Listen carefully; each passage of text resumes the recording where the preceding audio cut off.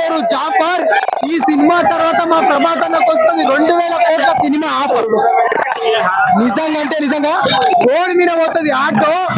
ప్రేక్షకుల గుండెల్లో ఈ సినిమా తర్వాత మా ప్రభాస్ అన్న ఫోటో ఫోటో దమ్ముంటే ఆపుకోండి. నిజంగా చెప్తున్నా, మామూలుగా అంటే మామూలుగా లేదు. ఇంకో నిజంగా ట్రోల్ చేసేటోళ్ళకే చెప్తున్నా, మామూలు ఆన్లైన్ లో జరుగుతుంది ఫ్రాడ్. కల్కి సినిమా పెద్ద రాడ్, అన్నానికి పగులుతుంది పక్కా ప్యాడ్. మామూలుగా అంటే మామూలుగా లేదు.